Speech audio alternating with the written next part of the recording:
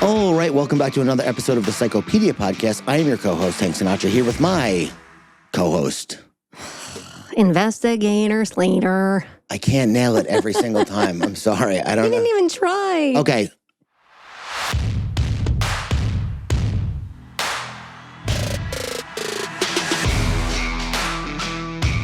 All right, welcome back to another episode of the Psychopedia podcast. I'm your co-host, Hank Sinatra, here with my psycho micro co-host. Investigator Slater. I feel like that's gonna be it. You set the energy stage with your intro. Did you hear how differently that Investigator Slater came out? Of course. Yeah. Yeah. That was an experiment on my end. Well, okay. What'd you learn? I learned exactly what I thought was going to happen. Okay. No, that was not intentional. But anyway, here we are. We're going to record a nice little episode of a true crime podcast. Looking dope as hell. I got my Dick's sunglasses on. I have my gas station sunglasses on. It's so funny because I would never, ever wear sunglasses like this. Ever. That you're wearing right now? Yeah. Yeah. But you feel, I don't know, you feel like you're most yourself in this space, right? Yes. I saw another podcaster talking about wearing sunglasses because he made the guy he was on the podcast with wear sunglasses. And they were like, he's like, it's nice, right? It's nice. It reminds me of the Easter Bunny thing. Like being in the Easter Bunny suit allowed me to get nuts on. You're a little bit cabinet. Like.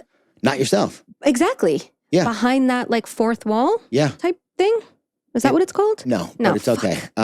Your inhibitions are removed because your identity is obscured. Oh, obviously, you nailed that. Wow.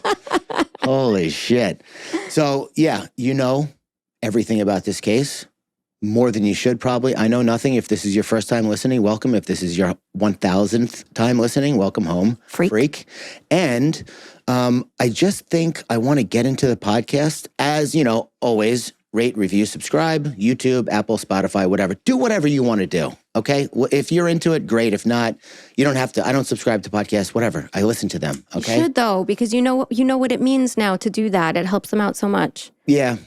Okay, I will. You know, pay it forward. Yes. I just want to say one thing. While we were talking about the sunnies and the glasses, this made me remember something. Yeah. Did you know that firefighter Dave has been volunteering with an organization called Be My Eyes? Oh, yeah. Well, I don't know he did it, but I know about it. He did it. The other day, a man called and was asking him to help him program his treadmill. Yeah. And then a woman called, and I hear Dave go, I believe that color is more of a rust. So I go, Dave, what were you doing? He said the woman needed help picking out a shoe. So Be My Eyes is an app where blind people register. They get to FaceTime with people who volunteer to just describe what is in front of them, help them out. Right. Yeah. And Dave's been doing that. That's and so great. I overheard a couple, and it was really, really great. I've posted about that on Tank's Good News a few times. Yeah. It's tremendous. They're so grateful because I could hear them on the phone. Oh my God, imagine not being able to see and then dialing a phone and someone being able to tell you what to see. And getting somebody like Dave, who's the most patient person in the world. I think it's more of a rust color. I don't think anybody who would sign up for that app is not going to be that type of person. That's true. You know? Yeah, it's a great app, great organization. Before we get into the case, if you love us and you want more of us, we have it for you, ready to go, over at patreon.com/psychopediapod, where we do an episode of Unhinged every week, bonus, where we visit a case. I am able to speak barely over there. Slaterpedia, which is now in full swing, where it's a bonus episode per month that you've never heard from us before. I don't know if you've heard it in general, but we've never done it. It's a full-fledged Psychopedia true crime case, just like what you're listening to right now, but over there. Exactly. Extra. And Tankopedia once a month, which is when I present a case. And boy, do I have a fucking doozy for you today. I cannot wait. You're going to lose your shit. I cannot wait for you to hear what I'm about to talk about. I'm pumped. And you know what I want to do? Retro, vintage action here. I'm going to read a couple of Patreon names. I love it. Gilgo Gaggins. Amazing. I mean, that's obviously shout out to the coverage of the Gilgo Beach murderer, which we just re-released because there was an update. Marina Palomino. This is Victoria, by the way, which is an ode to our Instagram page. A Doozy Faloozy. Amazing. Erin Busquetta. Hello. Reminds me of bruschetta, obviously.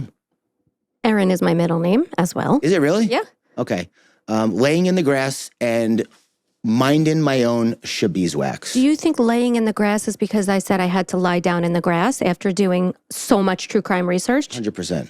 Amazing for Yeah. that person. These subtle little nods to the episodes are everything. You're listening. I know. I love it. And Christy Brady. I want to give, listen, you don't have to make a funky name. You don't on at Patreon. all. At all. No judgment. 0.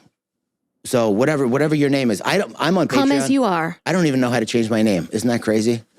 You're asking me if it's crazy that you can't do something? I can't do shit on the internet. I'm still Tank on Patreon. So we just wanted to honor some of you Patreon supporters. We love you. We appreciate you. We appreciate you listening right now in the main feed. We appreciate it all. We love and honor and cherish every single one of you little psychos. And if you're on YouTube, please maybe consider doing your part and leaving a heart. Yeah, which Tagline. they've been doing it though. I know. They've been doing it. Thank you. Yeah. So without further beeswax, why don't we get into this week's case? See what you have in store for us. In 2005, a 19-year-old college student in the U.S. awoke to a sense of impending doom as the clock struck 3 a.m. Her room was cloaked in darkness as shadows danced eerily in an atmosphere thick with dread, while an unseen malevolence seemed to physically press down on her.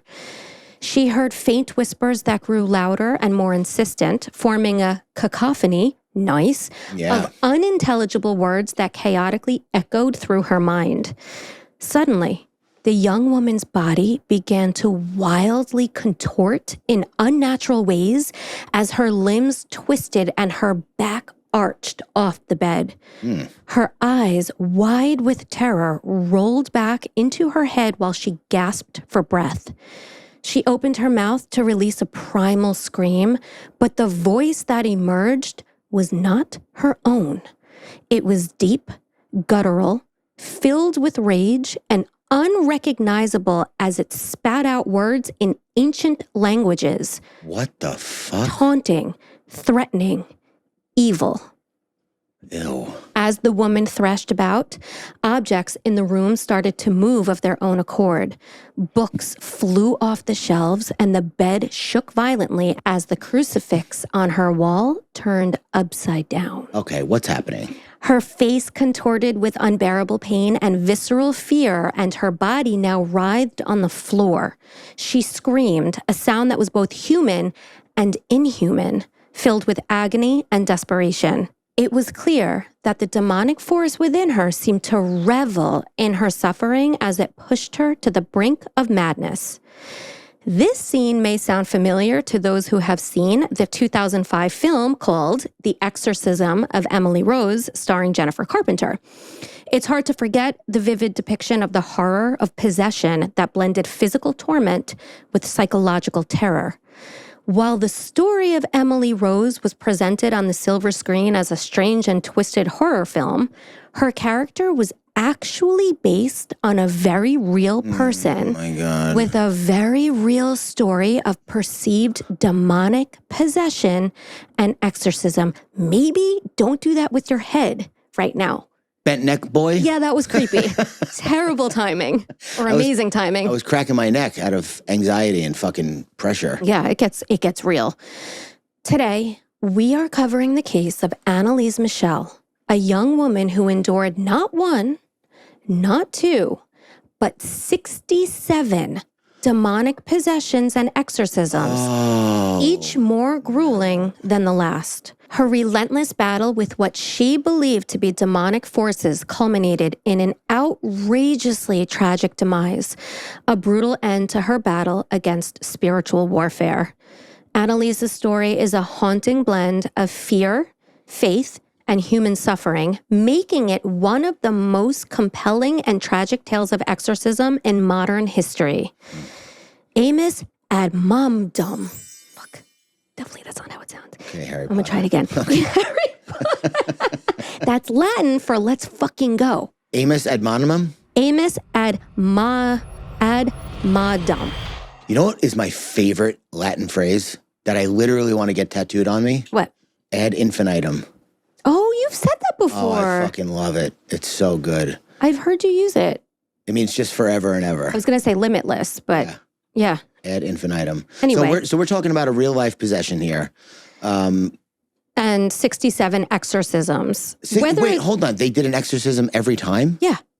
Yep. Oh my, that priest was fucking killing it. Well, making money. He was killing something or someone, as you will go on to hear. Oh boy. All right, so let's get into it. Have you ever been possessed real quick? I've definitely had outer body experiences where I've left my body. I don't know that I've ever had anything enter my body. Where you can crack your back with your own force. Like, I'm not crack your back, break your back. No, Tank, I have never broken my back with my own force. Head has never made a full revolution or rotation around the neck? I can't promise that one. It's possible. I believe that I once flew as a child. Why do you believe that? Because I know that I did. Because I lived through it and I remember it. How far did you fall? There was my next door neighbor's house and my parents' house and a hill. And I literally was like, I'm about to fly to my parents' house over this hill. And I did. Okay, hold on. How old were you? I'm going to say 10. Oh, fuck. Okay. Right. It's not like you were 3 or 4 and your memory's fucked. You're 10. So There's no fucked memory here. It happened. Okay, so you are telling me, Investigator Slater, on this day in the year of our Lord, 2024. It's your Lord, but yeah. It's just a phrase. Okay. That you flew. Legit flew. Yeah. I think I might be a little bit witch, but that's another topic. You believe that? Oh my God, Tank! Yes. Why you believe that somebody rose from the dead and blesses the entire world? Why can't I believe that I flew for a hot second? Thank you for making my point. That's exactly what I was going to say. It's belief, right? I don't believe your version of things, but I believe mine. Very interesting. We can't delve into it here. We'll have to do it another time. Come over to Patreon, guys, because I can tell we're just getting started on this. Yeah. Okay. Okay, let's get back to the case. Anneliese Michel was born on September 21st, 1952 in Liebelfing, Bavaria, West Germany. She was the oldest of 4 girls, though technically born after the death of her older sister Martha, who sadly died at just 8 years old from complications during surgery to remove a kidney tumor. So the day after Anneliese was born, her deeply religious and traditional Roman Catholic parents, Anna and Joseph Michel, had her baptized immediately. The Michel family was deeply rooted in their faith with strong religious ties that influenced every aspect of their lives. Every aspect. Yeah. 3 of Anneliese's great aunts were nuns, and Anneliese and her 3 sisters, Roswitha, Gertrude, and Barbara, were often encouraged to pursue religious life throughout their upbringing. The Michel family lived in a comfortable 2-story home in Klingenberg, near Joseph's sawmill, which he owned and operated. But before starting a family, Joseph had been drafted to fight with the German army during World War II at the age of 23. And during his time serving, Joseph was captured by the Americans while fighting on the Eastern Front and was held as a prisoner of war for a short time. So after his eventual release in June of 1945, Joseph attended school in Munich for construction. Then he got married. And then he devoted his entire life and his family's entire life to the Roman Catholic faith. And this is Joseph. Correct. This is Anneliese's father. Now, I bring up his background here because it's been speculated that his time in the war may have desensitized him to violence and hardship, potentially influencing his parenting style and the family dynamics. Experiencing the brutality of war and the harsh conditions as a prisoner of war could have impacted his emotional responses and coping mechanisms, where strict adherence to faith was seen as a way to navigate and control life's uncertainties and traumas. The uncontrollable, yes. Yeah. And Anneliese's mother, Anna, ruled the household with an overbearing, anxious, and controlling demeanor marked by deep-seated fears and neurotic tendencies. Like her husband, Joseph, Anna relied heavily on Catholicism to maintain order and control in a life that otherwise overwhelmed her. She prioritized spiritual explanations and religious interventions above all else and instilled these same values in all of her children, an approach that later would play a significant role in a horrific tragedy, which obviously I'm going to be getting to momentarily. Yeah. Growing up, Anneliese was raised to say her morning prayers to St. Joseph and the Virgin Mary and their guardian angels. She regularly and fervently prayed the rosary together with her family, attended church every Sunday and often during the week as well, and honored Our Lady of Fatima on the 13th of every month. You want to hear something? I do. My dad, when I was very, very young, got me a set of rosary beads, which I've never in my life said one rosary. It's like insane the amount of prayers it is in a row. But anyway.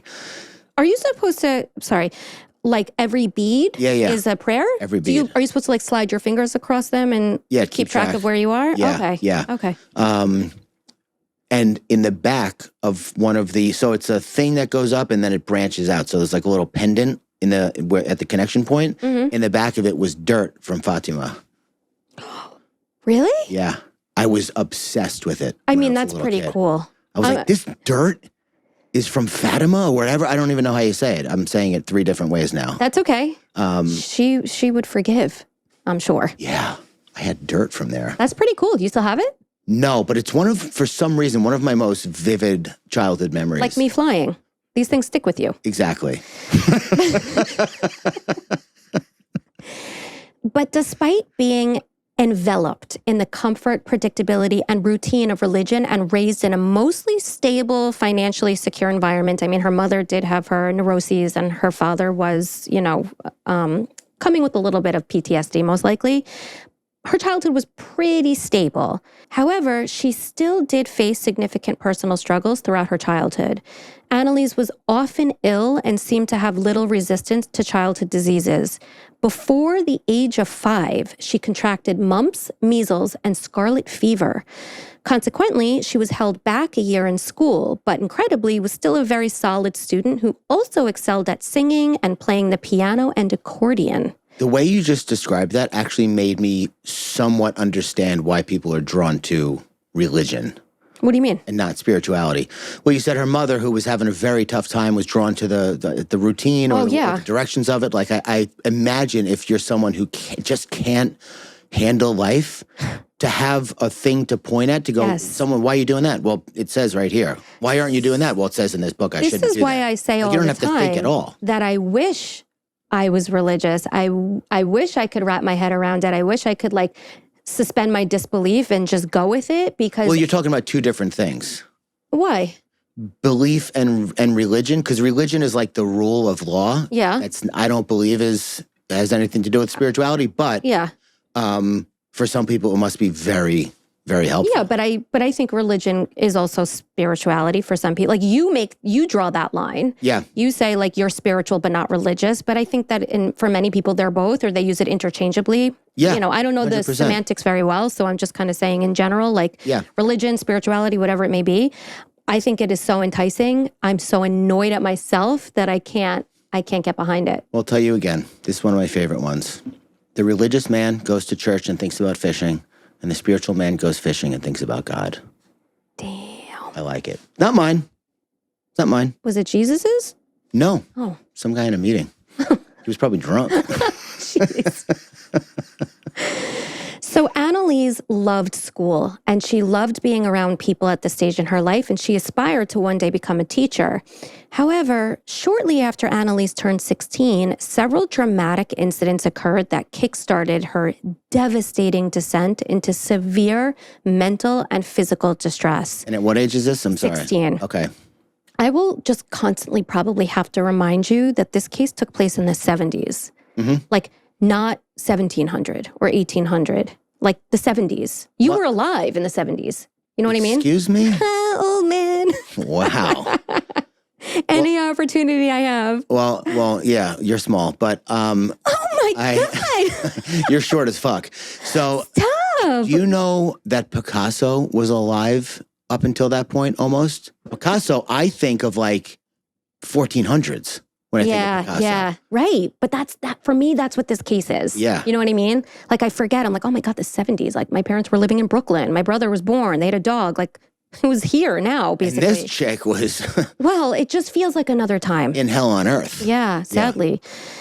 So she had a couple of incidents, very dramatic, and it just led to her downward spiral at around 16 years old. So the first incident occurred at school when Anneliese suddenly lost consciousness while sitting next to a friend named Marielle Louise Burdock. Now, Marielle Louise reported that it was like Anneliese slipped into some kind of trance-like state in which she was totally unresponsive to the outside world, oblivious to her surroundings, and unable to engage with anyone around her. Thankfully, on that day, Anneliese quickly recovered, and the girls laughed about the strange fainting spell at school and just passed it off as Anneliese being overtired. She went home, she rested, and they thought that was the end of it. Yep. However, later that night, just past midnight, something far more serious occurred that wasn't as easy to laugh off. Because terrifyingly, Anneliese awoke to the feeling of immense pressure on her belly that rendered her completely unable to move. It was like an unknown force was pinning her down to the bed, causing her to urinate all over herself as she struggled to breathe amidst full body paralysis. God. She was unable to even move her tongue, which meant that she couldn't even call out for help. But then, just minutes after this bizarre and petrifying ordeal began, it ended like that. And then life went on, without incident, for about another year. Until August 24th, 1969, okay, so we're not in the 70s yet, when Anneliese experienced yet another blackout during the day, followed by full body paralysis that night, during which she was unable to move, breathe, or call out for help. That fucking sucks. Like last time, this episode only lasted a few minutes, and then she was back to feeling completely fine, as if nothing happened. There's a thing, I forget which medication I took, but it was like when you were getting on it and when you were coming off of it, you got brain zaps. Do you know what brain zaps are? No. Dude, you're just about to fall asleep and you feel like a fucking lightning bolt gets sent through your head. What? You go, ugh, Why? like what does it treat? Who knows? It was some kind of like... Was it an anti-seizure medication? No. No? No, I can't remember what it was. Huh. It was so bad though. I would dread going to sleep. Of course you would. Can you text your mom later? This is really weird. I want to know what it is now. Oh, you think that's why I can't throw a baseball? Listen, I'm starting to connect the dots a little bit here with you. Okay. So this time, after this recent incident, which happened a year after the first two, Anneliese saw a neurologist named Dr. Sigmund Luthi in Aschaffenburg.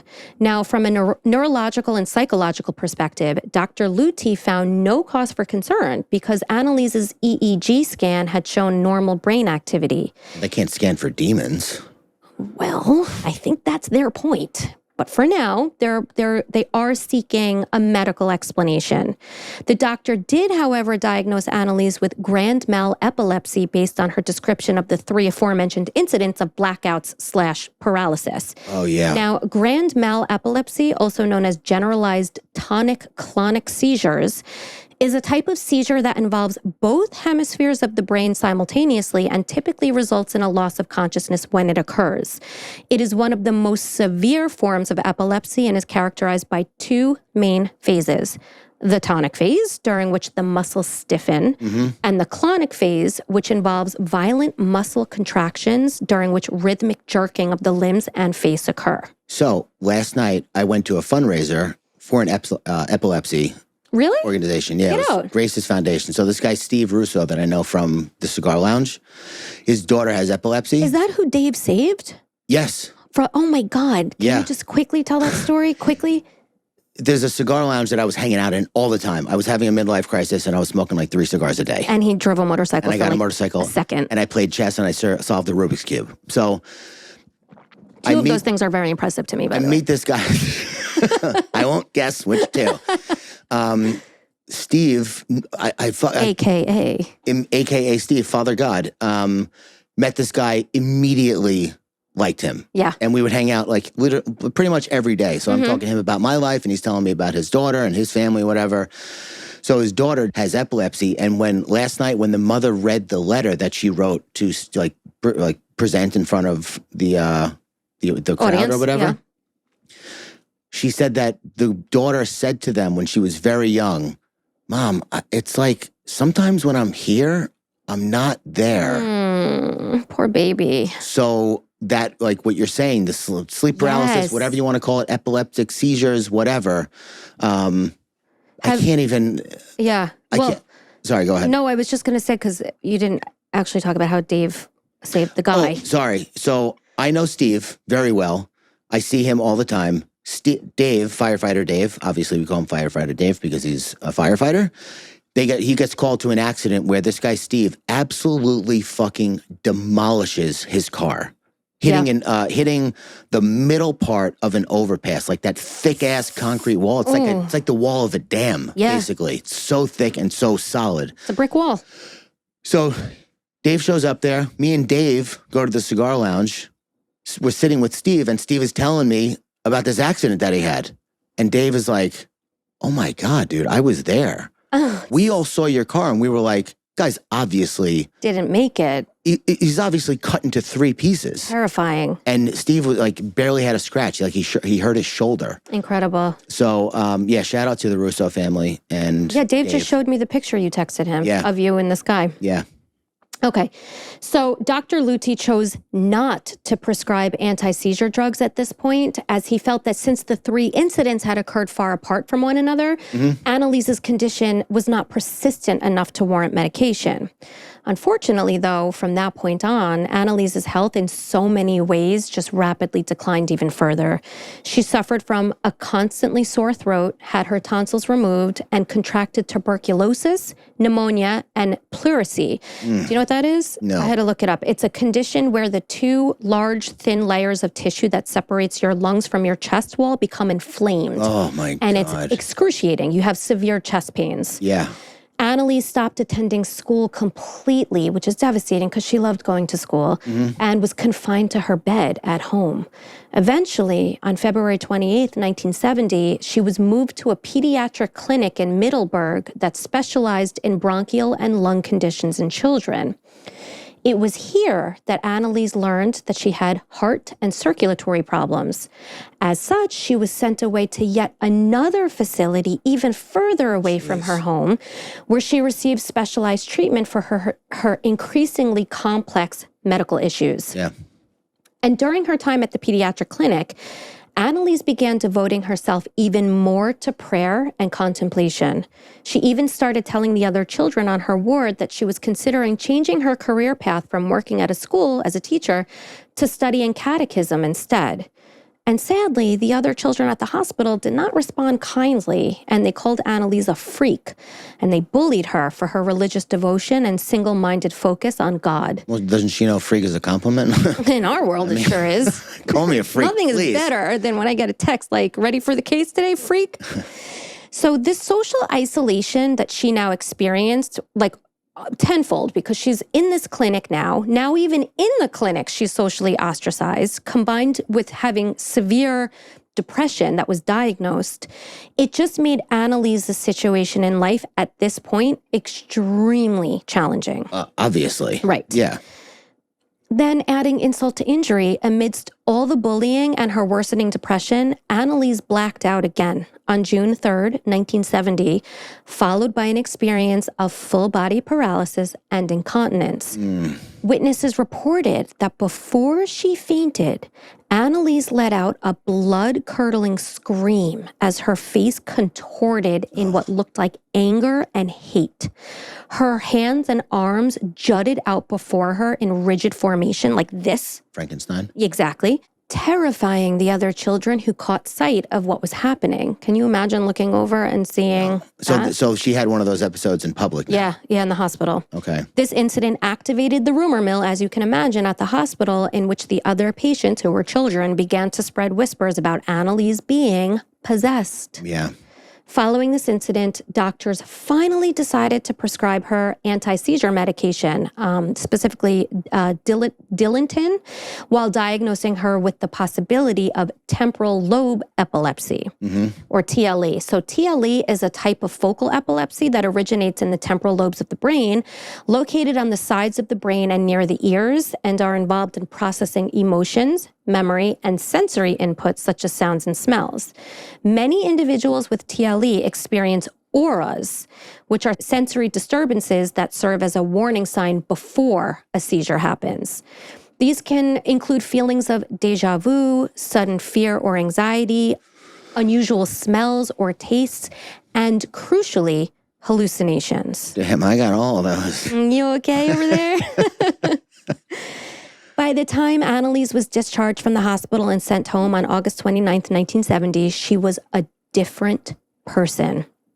She was quiet, withdrawn, depressed, quick to anger, and only really interested in having religious conversations when she engaged with others. Anneliese began having visions of bright lights and what she described as ghastly demonic faces. She also began to smell putrid scents around her, like that of, and this is a quote, burning fecal matter, and she began hearing knocking sounds in her bedroom. She indicated to her doctors that the devil was in her and that she felt completely empty inside, like she was a hollow vessel for her evil occupants. Anneliese further indicated that a fire of judgment would soon be coming down on everyone, and that voices told her that she was going to be damned to hell forever. Mm-hmm. On one occasion, Anna and Joseph Michel witnessed Anneliese standing before a statue of the Blessed Virgin Mary in their home with her face contorted in hatred, with eyes black as night piercing through the holy figure. Joseph knew in his deeply religious heart that he had to do something. So he decided to take his daughter to San Damiano, where she could receive spiritual healing, as he believed in the miraculous powers associated with the site. Do you know about that area? Damian? Not Damian. No. You wish. San Damiano? Yeah. No. So it's a site in northern Italy reputed to be a place where miraculous healings had once occurred following reported visions of the Virgin Mary to a woman named Rosa Quattrini in the 1960s. So this is like close to their time. Joseph and Anna believed or hoped that by taking Anneliese there, that she too would have visions of the Virgin Mary and receive divine intervention and healing. But when they arrived in San Damiano, Anneliese couldn't, or wouldn't, depending on your position, enter the shrine. She indicated that the soil burned like fire beneath her feet and that the holy water smelled bad.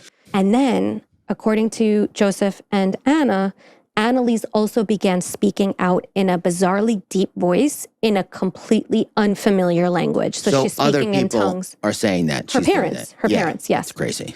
So I'm so back and forth between this being an easily explainable physiological phenomenon and like definitely actually demons. So you're like, her face is contorted, and I'm like, that could, that could happen for any number of reasons. And then like, but what physiological reason would there be for the soil to burn your feet? Well, was it burning her feet?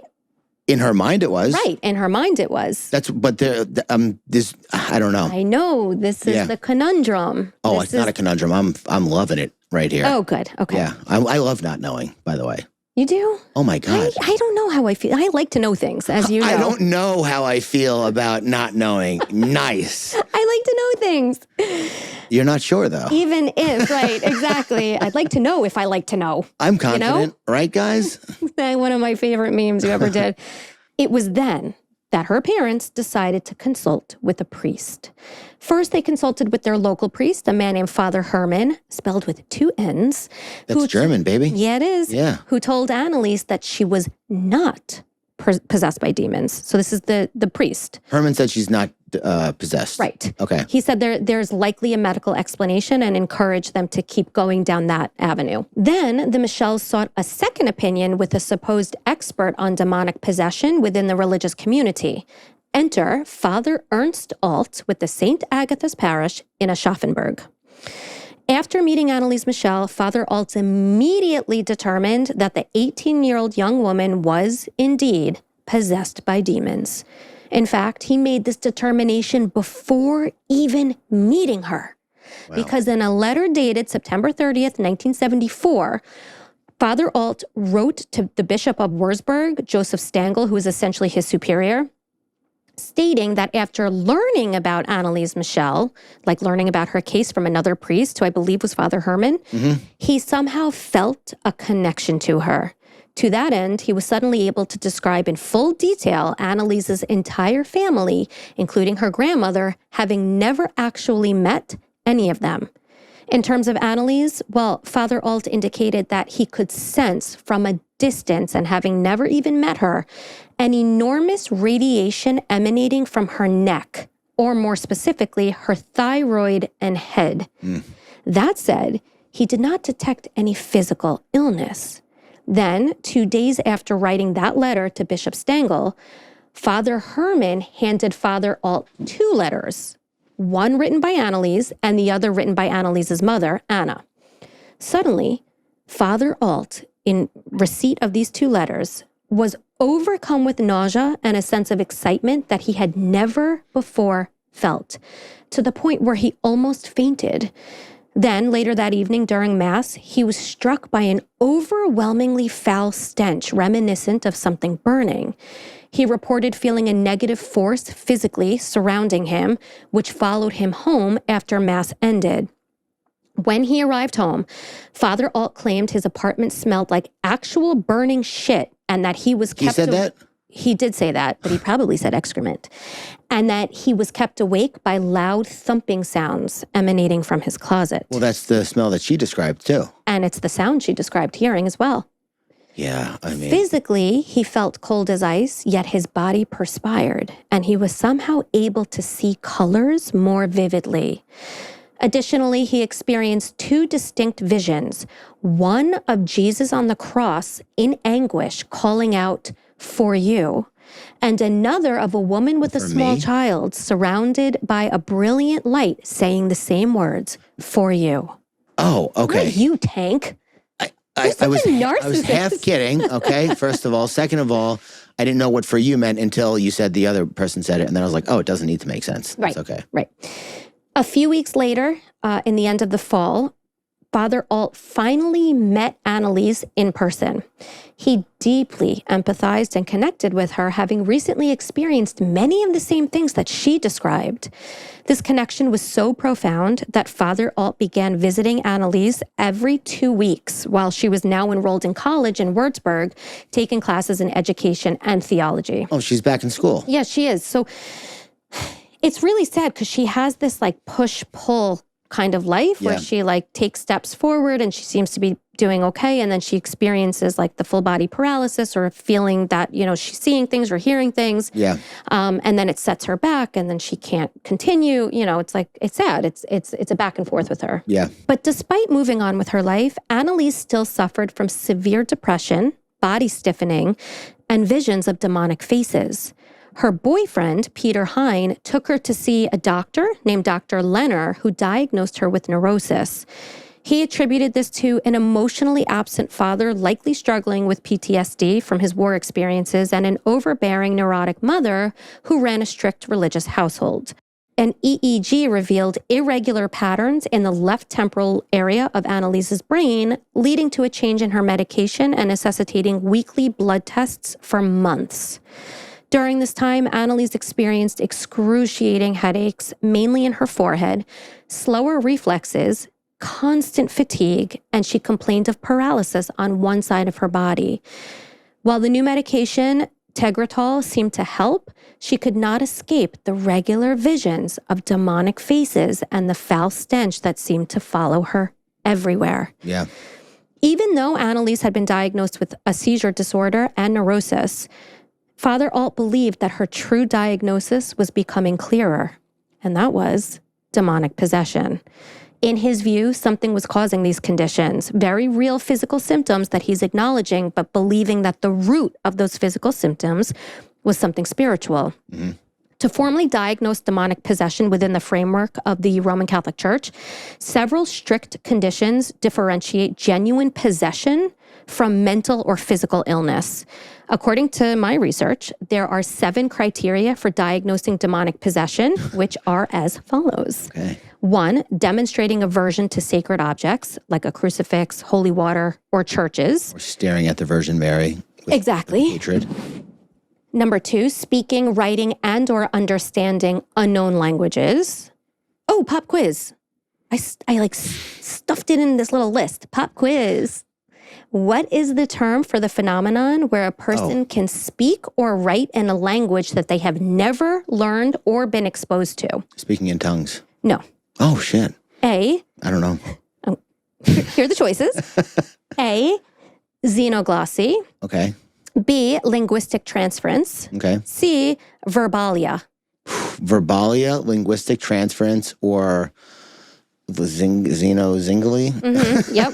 What is it? Xenoglossy? Xenoglossy, lingual transference, or verbalia. Fuck. I mean, the first one. Yeah. Correct. Xenoglossy? Yep. I'm probably saying that totally wrong. Xenoglossy, maybe? How do you spell it? Xenoglossy. Xenoglossy? Xenoglossy. Semaglutide? So that is the term for the phenomenon where a person can speak or write in languages that they have never learned or been exposed to. Interesting. Thought it was interesting. Wanted to put it in. I agree. Okay. The third criteria for determining or diagnosing demonic possession is exhibiting superhuman strength. 4, demonstrating knowledge of events, facts, or details that the individual who's possessed could not possibly have known. 5, experiencing a change in voice and appearance. 6, experiencing unexplained physical phenomena, such as objects moving on their own or physical marks appearing on the person's body without a known cause. And lastly, number 7, experiencing drastic changes in behavior and or personality, often including aggression, violence, or profound despair. So she's got all those. Pretty much, yeah. Right? In terms of diagnosing demonic possession, the subject must undergo medical and psychological evaluations to rule out any physical or mental illnesses. Yeah. Additionally, witness testimonies and observations by family members, clergy, and or medical professionals are to be taken into account as well. And lastly, a formal investigation is typically conducted by a trained exorcist, often involving prayer, rituals, and other religious assessments. Did you know that the Vatican requires that each diocese have a specially trained priest who is able to diagnose demonic possession and perform exorcisms when necessary? It's like the priest version of knowing CPR. Yes. Gotta have somebody certified on staff. That is so good. Call Ronnie. He's our demon. He's the demon guy. He knows demon stuff. Come here. Father Paul's, he's on it.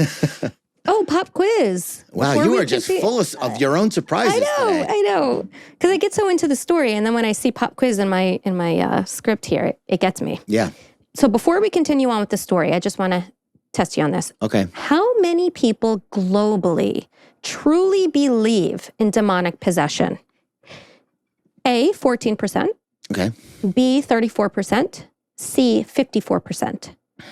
God, well, we got to take into consideration it's not just Christian people who we're talking about here. It's all kinds of different religious approaches. Smart. I'm going to go 54. Wrong. 34. 34. Yeah. 34, which is high. It's so high. It's so high. So according to an online survey from 2020, about 34% of respondents globally believe in spirits, ghosts, and then by correlation, demonic possession. Let's do our own little survey here. Okay. Do you believe in demonic possession? Can I believe in demonic possession if I don't believe in God? See, I have the opposite. What do you I mean? believe in God, but I don't really believe in the We are underside. so opposite. I know. But yes, you can. It's just something supernatural. Like Emmett Fox talks about like being a colorblind person in a garden, right? So you're in this garden, it's beautiful, it smells good, you like it, you know, it's kind of good, but then like all of a sudden having your sight restored so that you can see color is like that step of, okay, I believe this now, or I'm on board with this. It's nothing has changed. Right. You know? Yeah. I don't know. There's something. So I'm not religious. And in many ways, obviously, I'm not even spiritual. But then like, I believe in like my grandmother. My grandmother was very religious and very spiritual. Yeah. And she used to tell me that she had ESP. Mm-hmm. And I believe I have ESP. Yeah. And I don't know, she and I used to talk like it was like a regular known, like, yeah, ESP, like, we got this. It's crazy. I was reading today from Emmett Fox, talked about how thought is the only real true form of communication.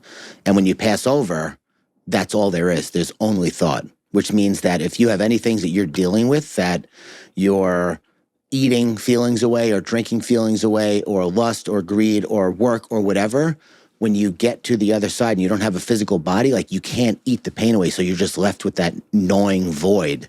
So then you have to deal with it, which is why it's best to try and deal with those things here. Listen, I don't know what happens after you die, but I like... Really? You know what? You know everything. I like the idea that you are still conscious, but you don't have a physical body. I guess that's my question.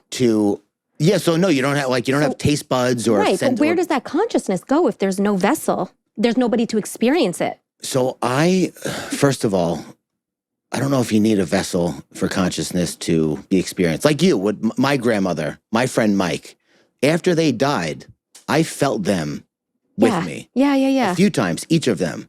So I don't know. I don't know where it goes. I don't. And why do I believe that? I truly believe that they were with you, but I don't believe in any religion. I know it's semantics, but it's just a different thing. Yeah. Like when I hear the word, I go to the gym religiously, it's like, you go a lot. Do it by rote, meaning it doesn't mean as much to you as someone who actually doesn't want to go and then goes time after time after time, building that discipline muscle. Mm-hmm. You know, it might mean something to them. If something becomes rote, you think it loses meaning? Yeah. Yeah. Okay. 57% of Americans believe in demonic possession. And the belief is significantly higher among those who attend religious services regularly. 34 globally. 57% of Americans. Really? Yeah. I know. Incredibly high.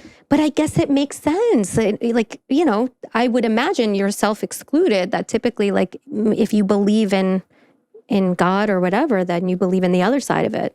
I'm trying to be respectful. I'm just blown away by everything religion. I mean, you are going to hell, obviously. Well, that's because I'm a godless heathen. As you pointed out, which I saw you tell somebody in a DM. And then I actually read it wrong. Yeah, I know. I read the DM wrong. I watched the whole fucking thing, and I was just laughing watching you squirm in that. We got a DM from somebody who said something like, I thought it said, Tank, I appreciate you speaking freely about God and being open and whatever. Nope.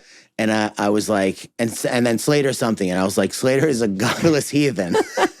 And the person was like, no, she isn't. I give her so much credit for being open about her struggles. And then I went back and read the message. And it was like, Slater, I appreciate you talking about not believing. I was like, oh, fuck. Oh, I was dying. I was cracking up just watching you fix that. Yeah, I didn't fix anything. I know. Okay, let's get back to Anneliese. Yeah.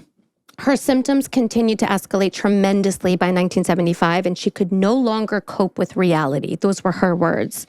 She suffered from violent mood swings and horrific depression to a point where her family and friends felt that she'd become unrecognizable. Anneliese would violently throw things at her boyfriend, Peter, as well as her sisters, while simultaneously pleading for help to stop, which is heartbreaking. She tore a photo of Jesus off the wall, destroyed rosaries, stopped attending Mass, and indicated that she was physically unable to make it past the entrance of the church.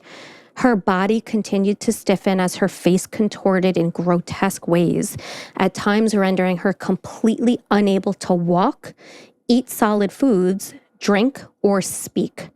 She tore off her clothing compulsively, performed hundreds of squats a day, ate spiders and coal. Okay, I'm going to give you a minute.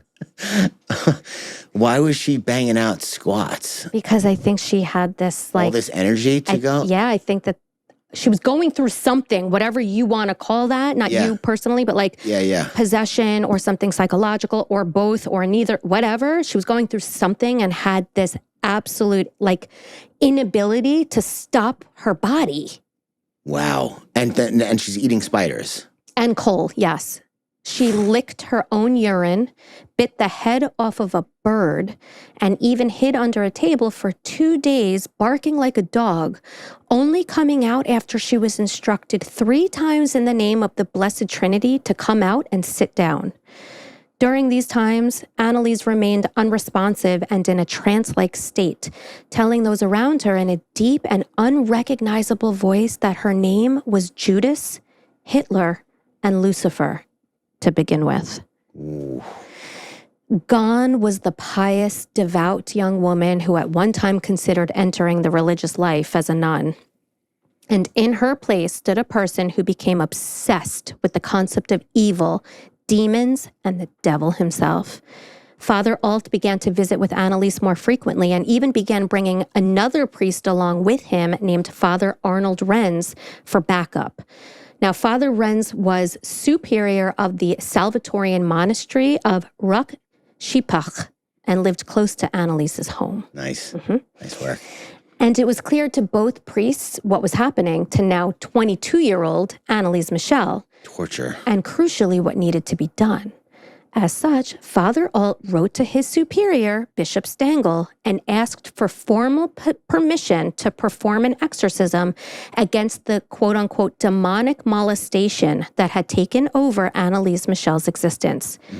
Permission was granted. Do you know what molesta means in Spanish, by the way? Say it again. Just if you see like a sign that I want says you to say it again. moleste. Yeah. No moleste. Like, You know what it don't means? touch it. Don't fuck bother. with it. Yeah. Yeah. It just means something so different in Right. English. It sure does. So Father Alt and Father Renz immediately got to work by conducting a wee little exorcism, like a Slater-sized exorcism. Okay. But this hadn't proven very effective, as after a short window of time, Anneliese's demonic takeover symptoms had begun to flare up once again. So on September 24th, 1975, at 4 p.m., Father Alt began to conduct his very first full-blown, tank-sized exorcism. So nice. So this is the first Yeah. 67 exorcisms. Yeah. Yep. Buckle up. Wow. An altar was set up on a side table on which sat a statue of Jesus and framed pictures of the Virgin Mary, the Sacred Heart of Jesus, St. Michael the Archangel, and Padre Pio. Father Alt prayed and sprinkled holy water on Anneliese while Father Renz made the sign of the cross above her. Anneliese twitched, trembled, and basically raged out as her face twisted. She tried to bite and kick her father and boyfriend, exclaiming, "Put away that shit," in reference to the holy water that was being sprinkled. She grabbed this family friend of theirs named Taya Hine by her throat, and it took 2 men to pry her off. According to Taya, Anneliese had the strength of a bear when she was possessed, which, if you remember, is one of the criteria for being possessed. Yep. Later, when Father Alt asked Anneliese what she saw and felt and experienced, she responded, quote, "I only observed and had no influence on what was happening. I am only in the background, just looking on." Now, transcripts exist from the exorcism sessions that I'm going to share a little bit with you right now. There's also a 1 hour and 26-minute audio recording. And I've listened. It is the scariest, most haunting and disturbing thing I have ever heard. It's in German. I needed subtitles. But Anneliese's voice, I mean, she was suffering. It was gruff, raspy, deep, harsh, angry, terrifying. Yeah, I mean, that's one of that element is one thing to me where I'm like, I don't know if it could be explained physically.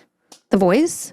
The voice completely changing and the not just like twisting and fucking and spazzing out, but like contortioning when you're not a contortionist. Yeah. Yeah. Your face contorting, not just moving and making an expression, but like, you know. Yeah, becoming somebody else. Oh my God. Sometimes Anneliese would speak as Lucifer, Judas, Cain, Hitler, Nero, and or a long-dead local priest from her area named Valentin Fleischmann. So Fleischmann was defrocked and excommunicated in 1575 for beating a man to death while drunk. Wow. And according to Father Alt, he was basically like, how would Anneliese have any idea who this guy was to be acting out as possessed by him? Yeah. But apparently he was a little bit of like a local, not legend, because he didn't have a good reputation, but like on the flip side of that argument, like sort of everybody in that area had heard of, Father Fleischmann. And what did Nero do? He was like a I thought it was You thought he was a fish? No. Finding Nero.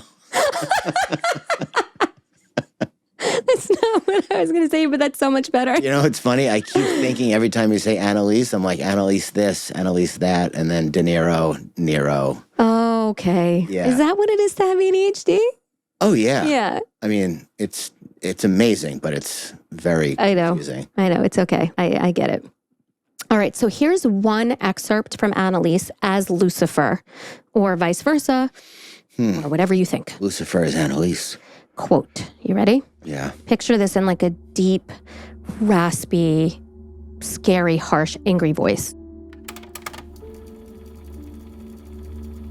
The snot-nose is cursed. I will not let her free. I will not get out alone. And we are so many inside her. The snotty slut is ours. You have to pray much more. By order of that one, they should still recite rosary or else we cannot come out. By order of that lady, people should fast. She was cursed from the beginning. She was cursed before birth.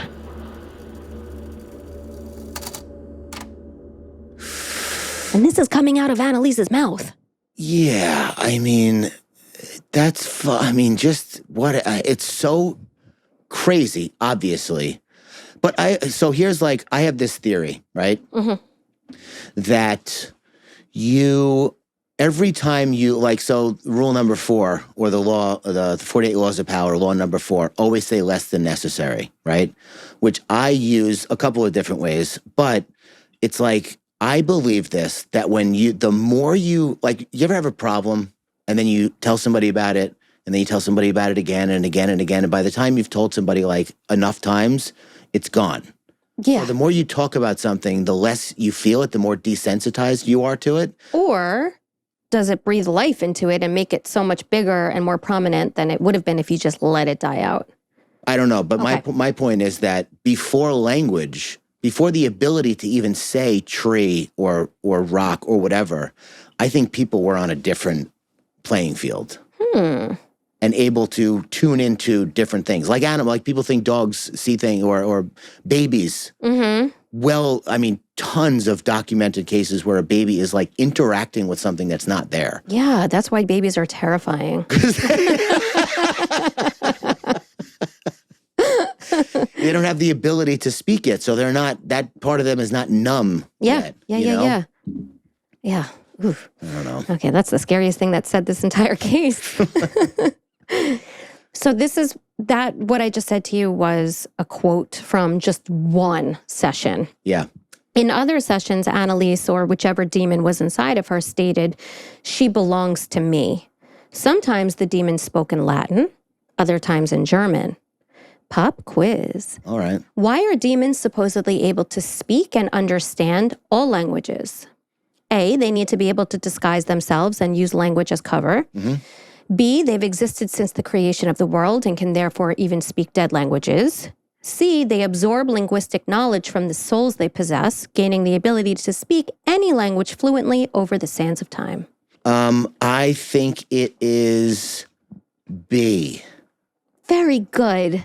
Scary, but cool. Very good. Very good. Exactly. I just thought that was interesting that they can speak languages that don't even exist anymore. Yeah, if you believe. Yeah. Oof. Which is why speaking in tongues sounds ridiculous to us, but maybe it isn't.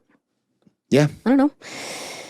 With Anneliese, each demon spoke in its own unique voice as well. So the people around her were always able to tell who was possessing her. Fucking crazy. For example, Lucifer spoke in a majestic, intelligent way, while Adolf Hitler barked like the fucking bitch he was. Yeah. Anneliese was caught in a brutal cycle as Father Alt and Father Renz continued to conduct exorcisms on her over and over and over again. And following each exorcism, Anneliese would experience a brief period of immediate relief, followed by even more intense and debilitating symptoms. And this went on for 10 months for a staggering grand total of 67 exorcisms between September 1975 and July 1976. During this time, she became emaciated, losing over half her body weight and dropping to an alarming 68 pounds. God. According to the Roman ritual, some demons need to be starved out of the host, leading to severe malnutrition. Anneliese often cried out for food during the exorcisms, suffered from high fevers, and was frequently denied fluids. Despite her deteriorating condition, she never received medical intervention or treatment. Only once did a doctor sit in to merely observe one of the exorcisms. Unsurprisingly, but devastatingly all the same, on July 1st, 1976, at approximately 6 a.m., the inevitable occurred. Oh. 23-year-old Anneliese Michel died. And her last words were, "Mama, please stay with me. I'm afraid." I can't. I wonder, oh my God, that must be, to be that person, her, not knowing what happens after you die, et cetera, but to be experiencing that. Like when you said she woke up with that feeling of doom, impending doom, that happened to me once. I had that one time, but it wasn't like, it was so fast, but it was like I realized, not intellectually thought about or had the thought or a passing thought, I realized that I was going to die very briefly at some point. That is so scary. Oh my God. It lasted like 30 seconds, but I will never forget it. Yeah. It's like an intrusive thought, right? But No. It was different than anything I've ever experienced. Oh, because you knew it to be true.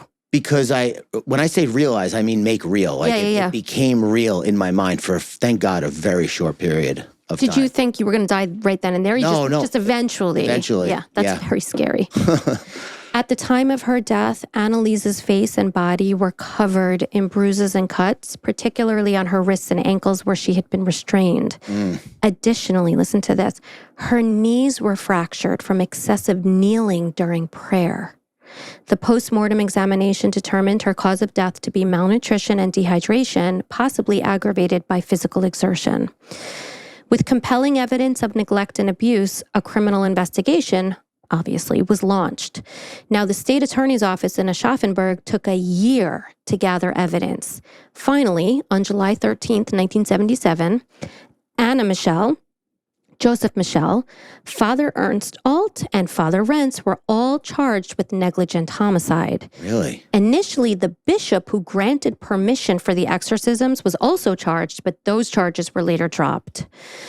As the investigation proceeded, public interest and controversy around this case grew like crazy. Yeah. The deeply religious nature of the Michel family and the involvement of the Catholic Church added complexity and sensationalism of the proceedings, fueled by a widespread fascination with exorcism and possession popularized by media and film.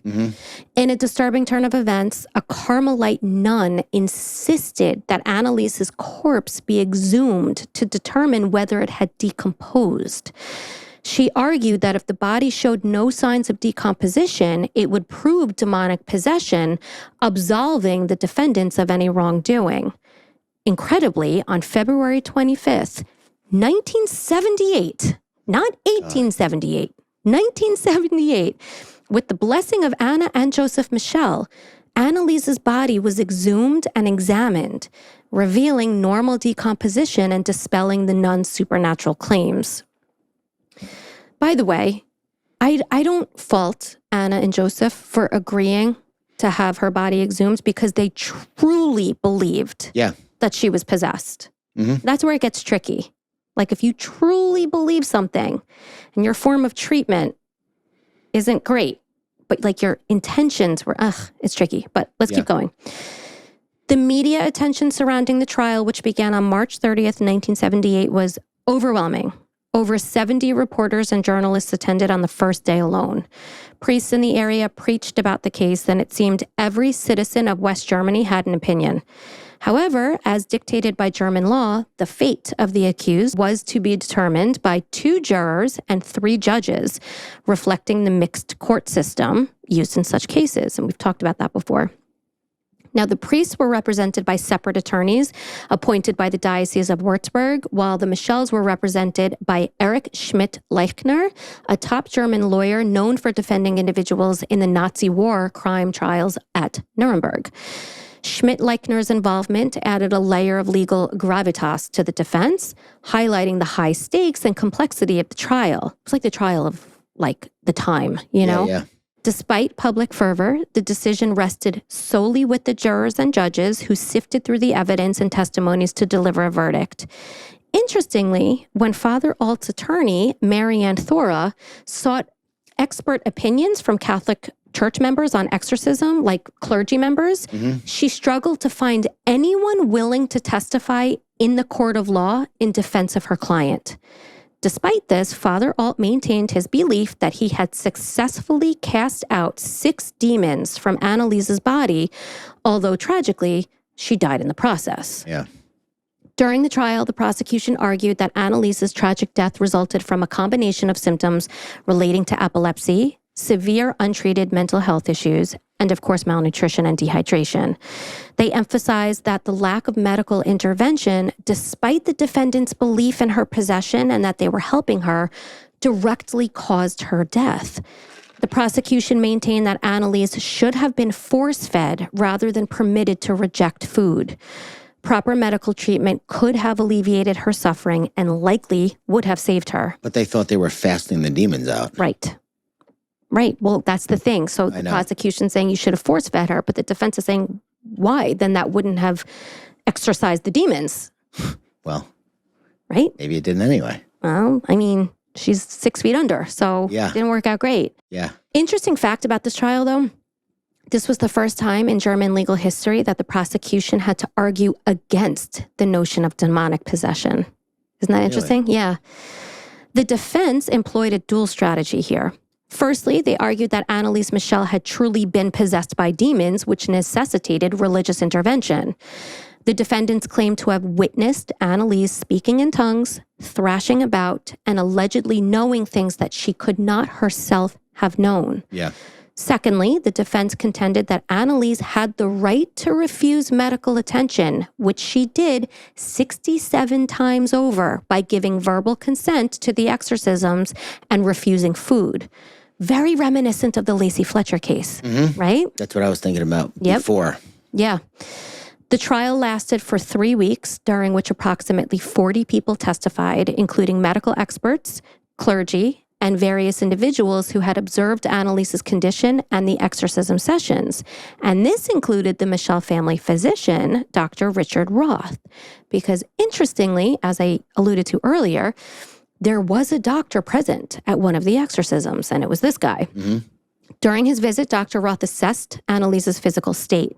And despite observing her distressing symptoms, there are no records indicating that he took any medical action to intervene, despite her clear malnutrition and deteriorating health. Yeah. Furthermore, Dr. Roth is noted to have made a remark implying that he did not believe Anneliese's symptoms were entirely due to medical reasons, which may have reinforced the family's belief in the necessity of the exorcisms. Yeah. The defense also submitted into evidence a lengthy psych evaluation of Father Alt, conducted by a neurologist named Dr. Lungershausen and a psychiatrist named Dr. Kohler. So this is really interesting. Basically, to sum up their findings, I'm going to share a short paragraph from their report. Quote, "In the case of Father Alt, we are dealing with an abnormal personality in the wildest sense of the term. Parts of his prehistory, as he reported them, even suggest the presence of a psychosis of the schizophrenic type, although the fingers cannot be construed as to pointing to any symptoms that could prove this diagnosis." End quote. So remember how I mentioned earlier that Father Alt claimed to have experienced 2 visions prior to meeting Anneliese, and then he claimed to have nausea when he felt the letters that were written by Anneliese and her family, and he could smell things, and was he hallucinating, right? So according to the defense, these were pseudo-hallucinations. Father Alt, by the way, also claimed that he was telepathic, which the defense used to further prove that he too, was suffering from some kind of psychosis. Which you did earlier in the case as well. I said that earlier in the case? Well, you said you were telepathic. Oh, yeah, but I'm not. I'm not Father Alt. I'm different, though. Well. It's different when I say it. Yeah. I'm not also starving a young woman. Not yet. Not ever. I think, and just real quick, obviously as humans, we just want to explain everything. Yeah. Everything needs to be put in a thing and labeled and forgotten about. So before schizophrenia was even a word, there was another way to describe it. And maybe before that, there was another way to describe it. I don't know that any label undoes the thing that it is. Like, just because you can say, okay, that's schizophrenia, Imagine that it doesn't was mean once called demonic possession. I'm sure it was. You know what I mean? But I'm Like, saying just because you change the label, it doesn't, agua, water, it's the same thing. Right. Just because you change the label, it doesn't mean it changes what it is. I think people are more likely to dismiss as something they're comfortable with when it's schizophrenia as diagnosed by a doctor. But you call it demonic possession, everyone loses their mind. Yeah. I don't know that those two things are that's different. Mean the same thing, just a different label. And they are exactly the same thing. Because the symptom in the person is the same. Right. You get one doctor who says this and a priest who says that. You're right. And I say that in a little bit here. Oh. The symptoms. There you go. Oh, sick. Killing it. I have ESP too. Yeah, ESPN. ESPN, the Ocho. So in terms of the defense's counter-argument to the prosecution's argument of coercive treatment, where they argue that Anneliese should have been force-fed or sanctioned in a mental health facility, well, as we have already kind of talked about, right, it's all very ethically gray. The defense maintained that Anneliese, in her lucid moments, emphatically refused to be sent to a psychiatric facility. Given the fact that she was an adult of 23 years old expressing her desire not to be force-fed or sent to a facility where she may have been forced to undergo electroshock therapy, which was popular at the time. Still is. It still is. Yeah. Did you know they didn't use anesthesia until like 1970 or something Sure. like that? Yeah. Anyway, they felt that this was enough to warrant the lack of medical and psychiatric intervention. Again, very reminiscent of the Lacey Fletcher case. Lastly, in terms of this sort of highlight reel from the trial, a man named Professor Franz Xaver Sattler, who was a theologian and expert witness called by the defense, took the stand. Despite being a defense witness, Professor Sattler indicated that Anneliese was delusional, complicating the defense's argument that she was in fact possessed by demons. And he asserted that Anneliese suffered from a legitimate psychotic condition that included delusional ideas about being sinful and hallucinations involving the devil. She treated conceptualizations as reality, which led to a condition called psychogenic psychosis. Psychogenic psychosis is often triggered by severe emotional stress, trauma, or underlying psychological conditions such as severe anxiety, depression, or personality disorders. Additionally, according to Professor Sattler, Anneliese's psychosis resulted from autosuggestion, meaning, well-intended as they may have been, the exorcisms reinforced her psychotic thoughts and significantly exacerbated her condition, causing Anneliese to internalize and amplify the beliefs that she was possessed, which in turn worsened her mental state. Another theory that floats around about this case is that of folie à deux, or shared psychotic disorder. Yeah.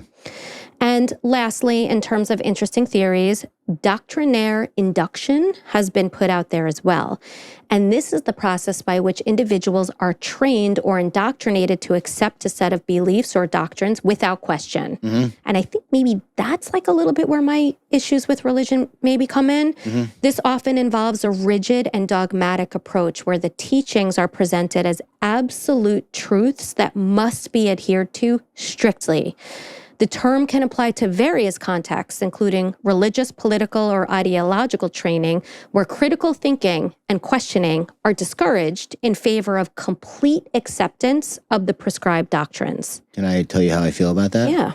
So I think I stand by this fully, that this is going to sound very dumb, but nothing existed before it existed. So the Bible did not exist before it existed. The writings of Eckhart Tolle did not exist before that. Everything all the way back, every prayer, book, thought, tablet, or whatever. So when it gets to you in 2024 and you just take it all and don't question anything, I personally think you're doing yourself and the writings a disservice by not coming to your own conclusions, at least in some way, on all these topics. Because they had to. Yeah. The person who wrote that had to. Right. So do you. Right. You don't just get to adopt their philosophy and... Unless you agree with it, but at least give it thought. Adopt it because it resonates with you, not because you were told to. Right, of course. By someone else. Right. That's my problem also. Combine critical thinking with belief. So hard to think critically, though. Oh, I know. I know. Okay, pop quiz. All right. What do many sources claim was an obsession of Father Ernst Alt's? A, the 1971 horror novel, The Exorcist. B, the historical accounts of the Salem witch trials and their impact on contemporary beliefs regarding possession. C, secret experiments conducted by Nazi Germany involving exorcism and mind control. Ooh. A? Yeah. Well, that kind of... Why? That changes things. I mean, a little bit. On April 21st, 1978, Judge Bolander read the court's verdict aloud. All 4 defendants were found guilty of negligent homicide. The court acknowledged that while the defendants believed, and they did, that they were helping Anneliese and acting in her best interests, their failure to obtain proper medical intervention was negligent and ultimately contributed towards, if not caused, her death. Do you agree with that? I do. Me too. Yeah. All 4 defendants, Anna and Joseph Michel, Father Alt and Father Renz, were sentenced to 6 months in prison, which was later suspended, and 3 years of probation. Very lenient sentence. When I drove drunk all the time, I believed I could drive. You couldn't tell me any different. Right. But if there was an adverse consequence or an adverse happening as a result of that, you're held responsible. Absolutely. And her case highlights the challenging intersection between faith and medicine, which is like a hot topic, obviously, with opinions about her fate divided both at the time of her death and even today. For skeptics, her symptoms were likely manifestations of severe mental illness, such as schizophrenia, a condition with symptoms that can be mistaken for possession, as possession is explained. The exorcisms she's underwent are seen as tragic examples of superstition overriding medical and psychiatric intervention, which should have been pursued either in place of or at the very least alongside any spiritual practices. Yeah. I don't think if you truly believe, especially as her parents, that these exorcisms are necessary to save her life, but it cannot be in lieu of taking care of her human form. Yeah. For those with firm religious beliefs, the idea of demonic possession as a plausible cause for Anneliese's suffering holds weight. The events leading up to her death were a spiritual battle, according to those who believe, and the exorcisms were not traumatic, harmful rituals, but rather compassionate religious practice aimed at providing spiritual aid. And her tragic death was caused by the demons who waged spiritual warfare upon her soul and ravaged her body in the process. I believe that the takeaway here is that regardless of one's beliefs in the spiritual efficacy of exorcism, like the practices involved that we talked about, or really any practice of faith, it should never replace necessary medical care. And people in vulnerable situations, such as poor Anneliese Michel, must be safeguarded above all else. Yeah. And that's the case. Wow. I agree. Yeah. I agree with all that. Yeah. That's terrible. It's awful. 67 exorcisms, and she basically starved to death. Yeah, I can see both sides. So can I. And I'm not on either side. Yeah. I could never be. I just, like you, I can't. I wish I could just fucking pick a side. I can't pick a side. No, because I see both sides. I really do. I just think at the end of the day, whatever side you're on, there has to be medical incorporation somehow. You can still do the exorcisms and you can still pray, and you are absolutely entitled to your beliefs that she really was possessed, and you're honestly entitled to all of that and to act on it. Yeah. But not in place of when you as her parents see her starving to death. Well, she was suffering anyway. I'm sorry, the parents must have been in agony either way. I think they also thought that her starvation was the cure to this, you know what I mean? Because part of an exorcism maybe is to starve out the demon. So maybe that's a spiritual practice across all spiritual. So maybe, I guess, because I'm disciplines. thinking as a parent, How do you look at your starving child and not get them food, not Well, get it them depends help? on what their most primary problem That's is. my point, right? They thought they were helping her. They thought the starvation was maybe The proof, second biggest problem. or maybe proof that that it was working, that the exorcisms were working. Yeah. Yeah, if your number one concern is exorcising demons out of your daughter's body, you're going to make concessions on the hunger, the thirst, the comfort, all that, if that's what you believe. Yeah, because that's where your mind is at. I'm one of those people. I believe that science and spirituality do not cancel each other out. As a matter of fact, they're so close that if you remove that thin barrier, that thin membrane between the two, I think I would love to see what happens in the world if people could just take that down and let them start to intermingle. Or exist in that membrane. They're so close anyway. Right. You know? Yeah, but fascinating, really sad case, right? Yeah. Do you have can you show us a tank titty? I do. And Like full on, not just side titty, like the whole thing. Here we go. You ready to see Tank's titties? Yes. Okay. So certain people, do you think, two schools of thought, really. People are inherently evil or they're inherently good. Great Tank's titties for this case, by the Zero way. gray area. They're either really good or really evil. If you had, no, inherently. Oh, inherently. Meaning you're born one way and you have to overcome it by being a different way. Oh, I don't know. Gut reaction. I do. I Wait. think I do think that people are born, I don't know, that's nature or nurture. I think it's a combination. Just say it. Whichever, just choose one. I don't think it's either. Nobody's going to hold it to you. We're not going to put it I up. can't just lie. I don't believe either one is strictly the right answer. It's got to be 4951 inside you. If you had to choose, which you do, I don't have a gun to your head, but imagine I do.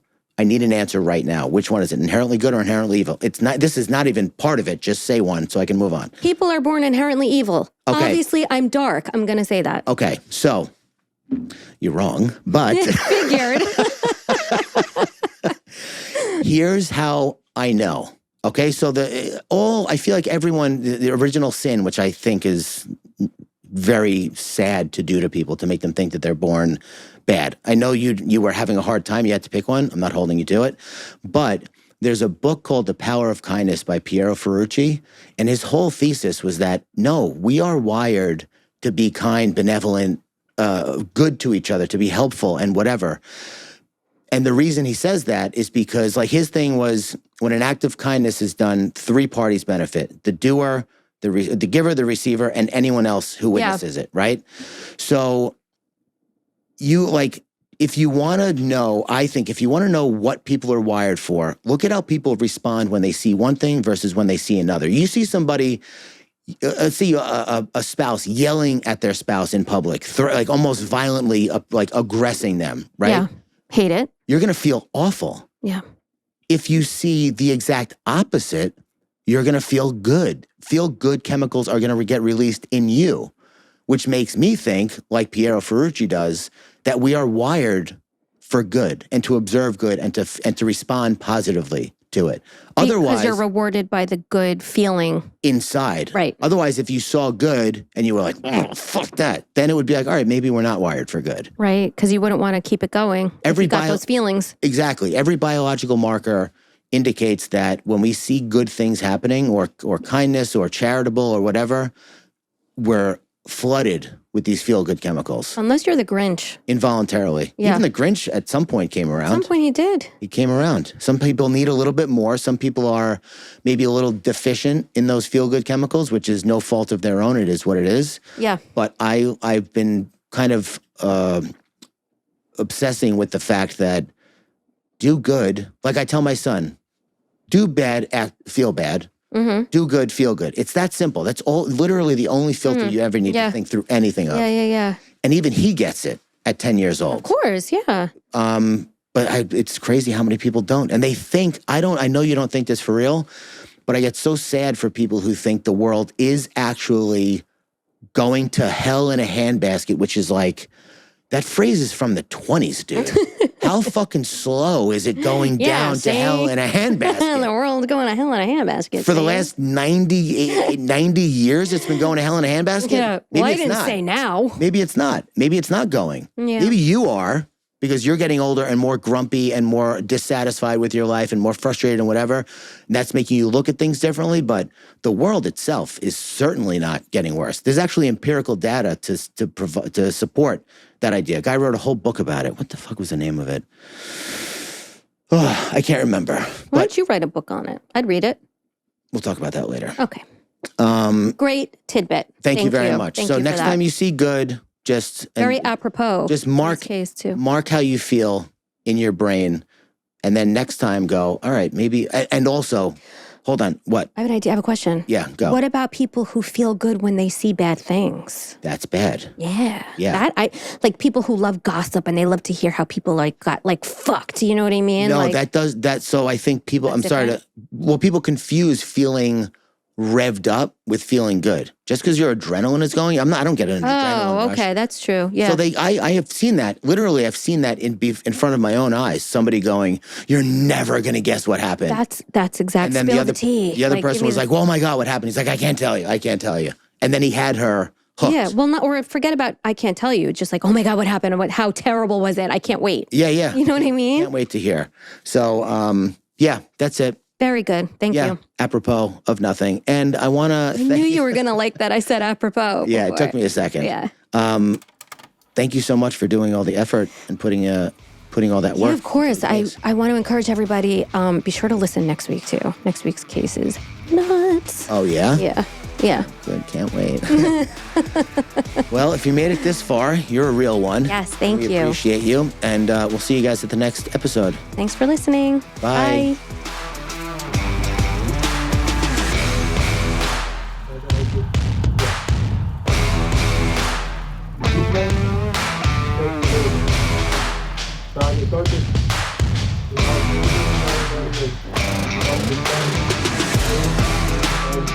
It's